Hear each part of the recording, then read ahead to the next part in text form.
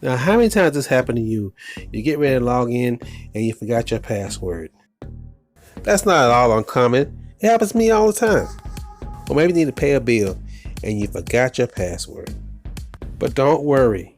Today we'll be taking a look at Keypify. It's an offline password manager, and I oftentimes have seen these on the Play Store and been kind of skeptical about trying it out for myself. But since the developer had contacted me and asked me to try it out, I decided to do it. And so let's open it up and see what it's about.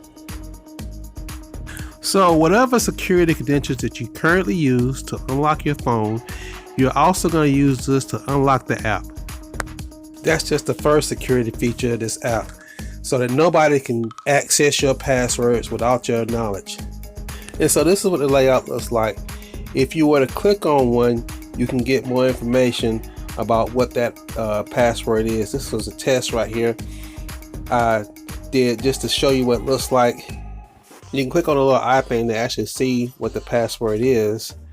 Also, you can update your password at any time by using the update one. If you happen to change your password for whatever reason, you can also make the changes right here.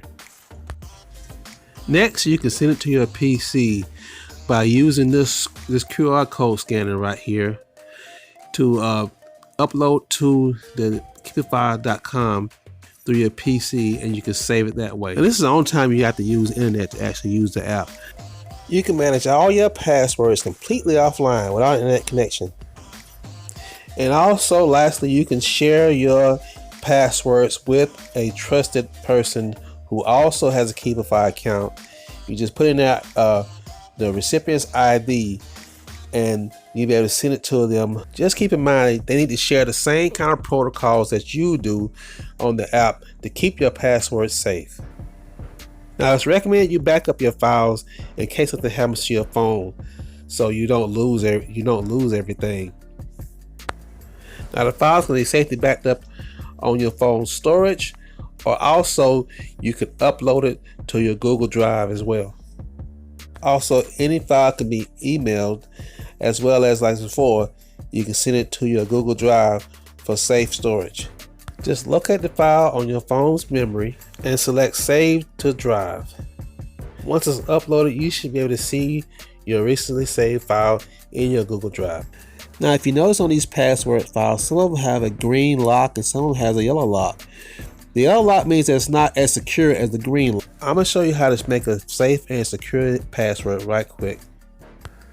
So we're going to create a new key here. We're going to name the key first. I'm going to call this test, and we're going to start with the password. Now, we can do the random generation here, and in the random generation, this is some of the options you have. Now, most passwords you're going to be between 8 to 16 characters. This one you have the opportunity to go even further than that, all the way up to 50 characters. That's the strength of this app uses, the AES 256 encryption, that will make it very hard for your password to be broken. Once it's automatically generated, you can use this password and it'll be saved to your password list. So let's look at the password we just created, and you have the same option as before, and you want to check on it to look at the actual password. You can do that. Then you can send it to you can update it anytime, send it to a PC and share it just like I showed before. And lastly, you can also send your ID to receive keys from other authorized users. Just be sure you know who you send it to before you send it out.